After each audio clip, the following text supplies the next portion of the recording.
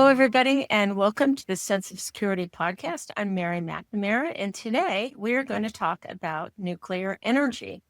And I'm here with WisdomTree's Director of Macroeconomics and Thematic Investing, Mobeen Tahir. Welcome, Mobeen. How are you? I am very well, and thank you so much for having me. It's a pleasure. And of course, we're talking about a very exciting topic. Looking forward to the conversation.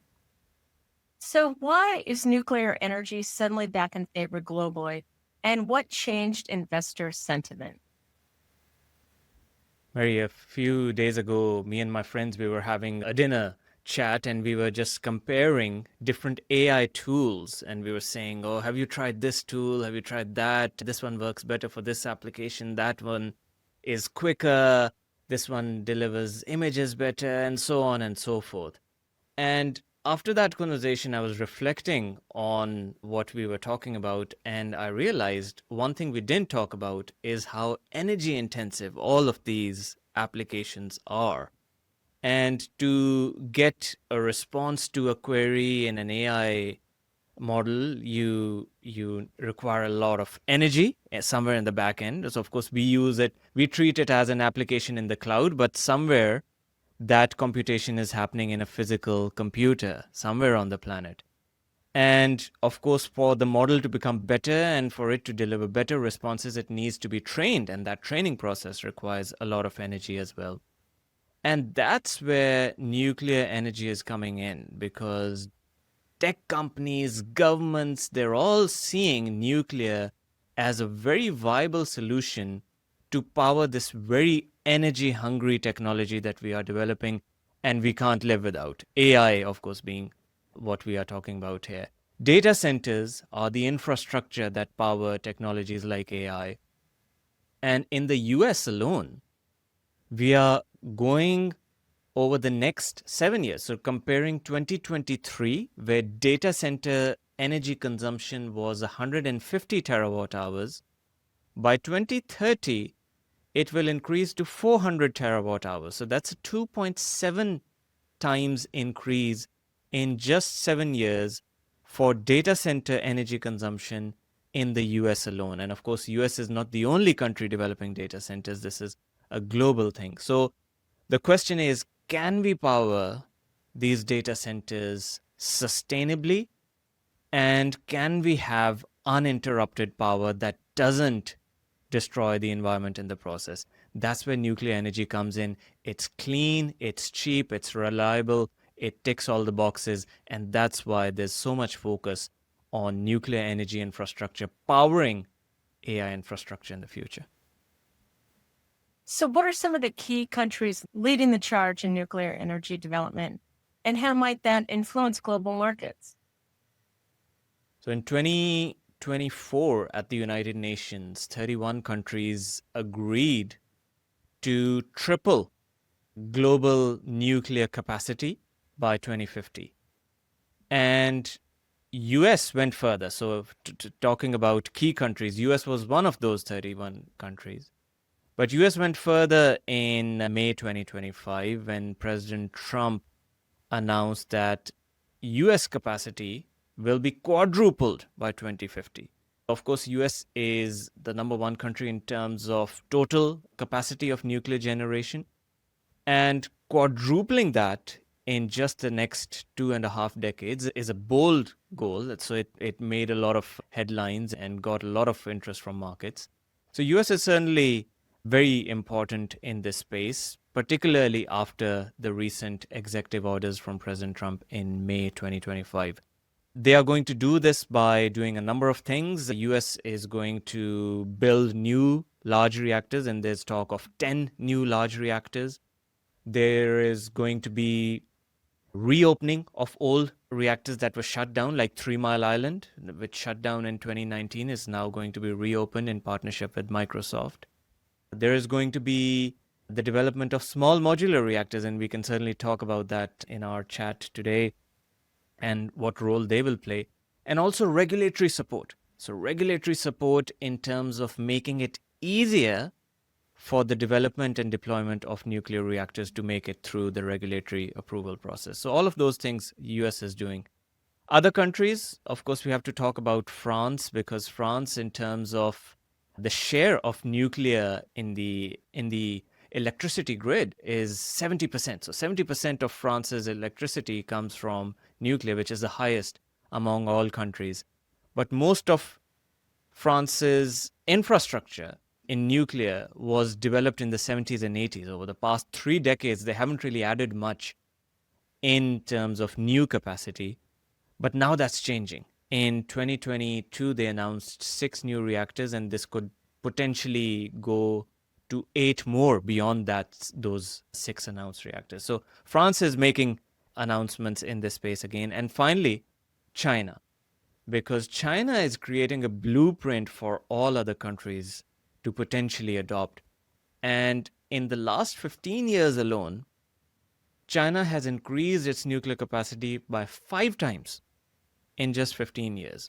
Around the turn of the millennium, China was in a place where they didn't really have a significant nuclear footprint. But now, particularly over the last decade and a half, they've expanded. They've now got 58 reactors. They've got another 33 under construction. So they're really scaling it up. And the way they've done it is by building out their supply chains, standardizing designs, and building at scale. And when you build things at scale, you get economies of scale, you bring your costs down, you leverage the expertise and the learning you develop from one project and you take it to the next. And that is a blueprint that other countries will potentially take inspiration from and look to adopt. So US, France, and China are key, but certainly these days it seems like every country is looking to explore this topic and see what they can do. So we talked a little bit about obviously AI and tech, but are there any other specific sectors or companies that stand to benefit most from this resurgence of nuclear? Sure. So we think about the value chain at WisdomTree. We think about the value chain of the uranium and nuclear energy industry. These are the companies that will benefit as the industry grows. So what is the value chain? You start from upstream. Upstream typically refers to miners of nuclear fuel, which is uranium. So uranium miners are an established part of the value chain. They are perhaps the largest part of the value chain as well.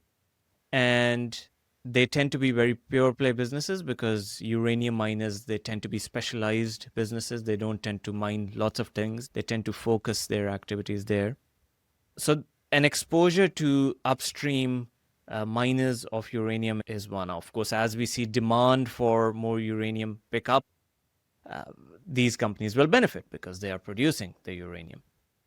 Then you have the midstream companies, and midstream companies are those companies that are providing the products and services to the nuclear industry. Now, of course, when we think about the uranium that comes out of the ground, that's raw uranium. But to make it ready to be used in a nuclear reactor and generate electricity, it has to go through certain processes. Those processes are referred to as nuclear conversion and enrichment, and those sorts of activities are provided typically by midstream companies. That's one aspect of what midstream companies can do.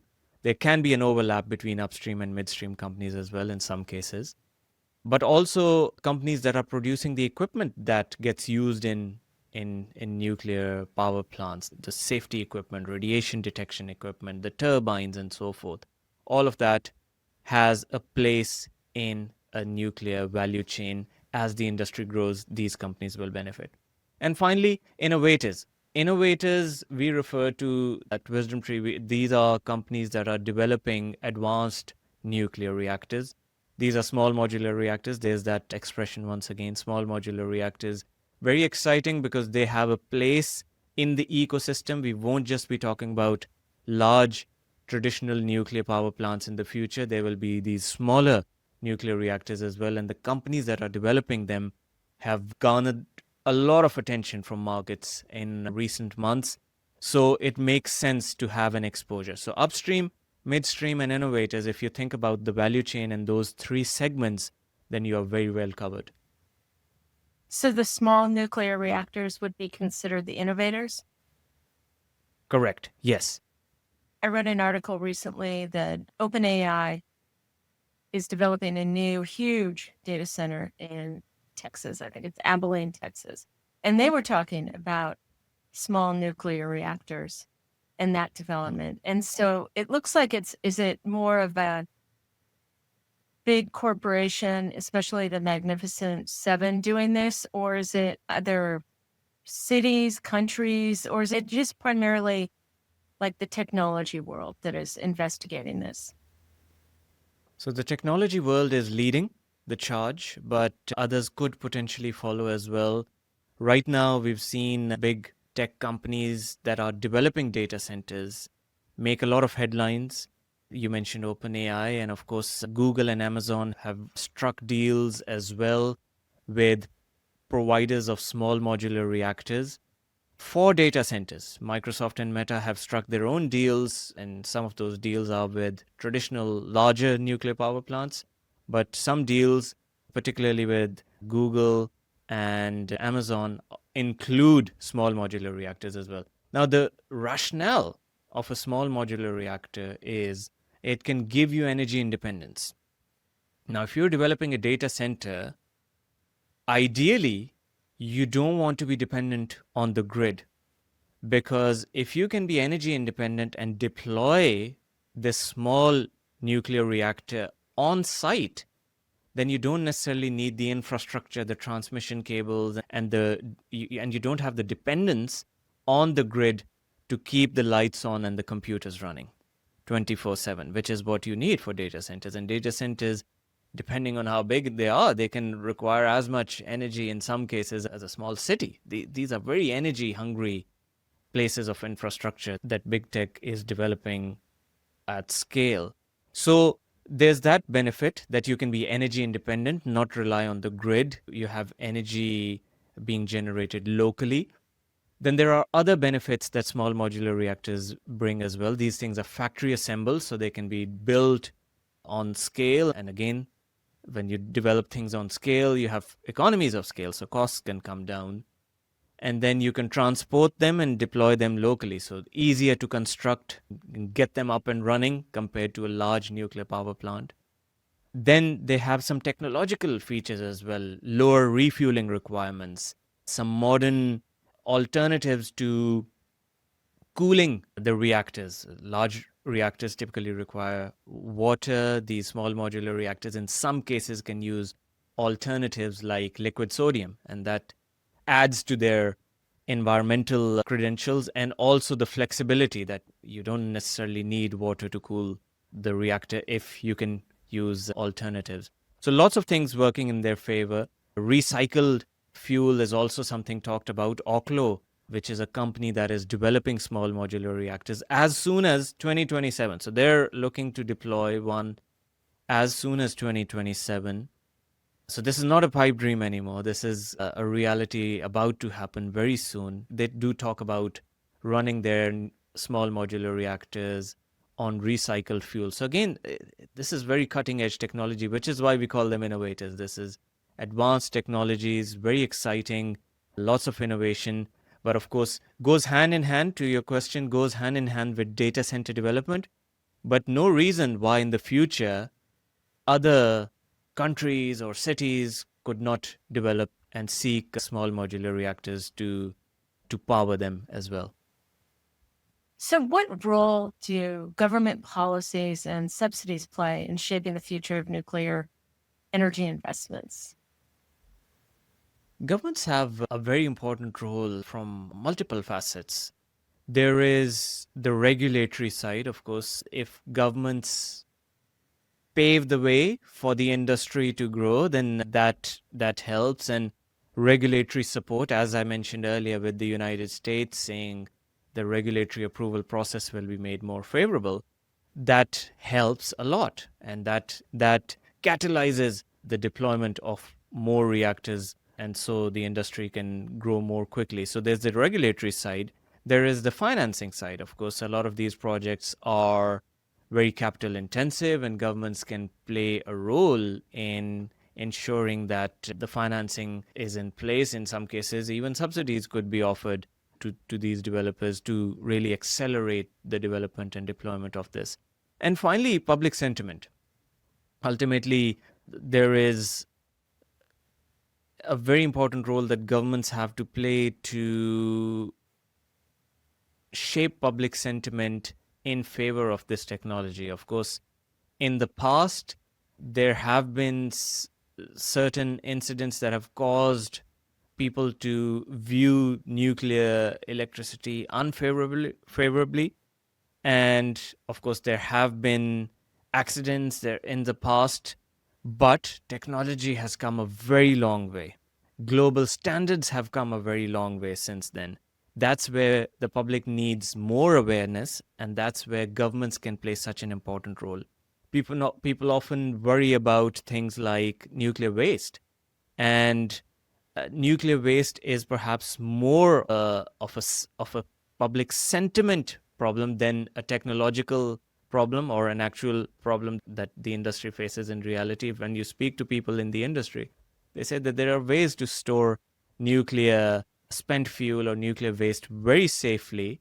But of course, we've seen The Simpsons and we've seen the green sludge coming out of the barrels, and that's created an unfortunate caricature of nuclear waste and shaped public sentiment. So that's where governments can play a very important role in educating their people and saying that, look, this is a safe technology and this is a clean technology and this is one that can bring economic growth. As you were saying, if it powers the data center economy, that creates jobs and that creates a lot of economic growth. So that's the sort of direction that we see governments taking and the line governments taking to educate and encourage their populations to adopt and see this very exciting technology more favorably. So we need some positive sentiment here from The Simpsons about that could help. Nuclear's what. That would help. Absolutely. Yes. Okay, good. So how can investors start exploring some nuclear energy opportunities without taking on too much risk? Of course, investors should, in the first instance, study the topic. And if they are listening to this episode on your podcast, they've done very well to inform themselves. And of course, as they inform themselves, they can make informed decisions. There are a few things to remember: that you can still build a diversified portfolio here. And yes, it's not a huge industry. There aren't hundreds and hundreds of publicly listed companies to choose from, but you can still build a diversified portfolio. And you have to be prepared to adapt and evolve as the space evolves. So those two principles, and that's what thematic investing is all about. And when you invest in a theme, and we certainly at WisdomTree, we call this a theme because it's a mega trend, it's a long-term structural shift in the world around us, and nuclear energy is a topic that you want to access in a way that you remain agile, you remain aware that new companies will come in and new technologies will come in, and your portfolio should evolve as well. Of course, coming from WisdomTree, I'm a representative of the exchange-traded fund industry, so ETFs are one way to access this space, and you can get a good diversified portfolio, smart exposure to the entire value chain, as I was saying, if you approach it that way. But that's not the only way. You can invest directly in the companies that are interesting and doing great things. I'd say inform yourselves. For any investor interested in this space, look at what is happening and how that's changing the industry. And then look at the value chain, because the value chain is where the companies belong, and those are the companies that will benefit. And look at the best tools out there that can give you the best exposure to the value chain, and that might help you get to a good portfolio. So I think I hear two terms here, and I'd like a brief explanation of them. One is value chain, and two is thematic investing. Can you elaborate? Yeah. So value chain, of course, in the context of nuclear energy, we spoke about upstream companies, midstream companies, innovators.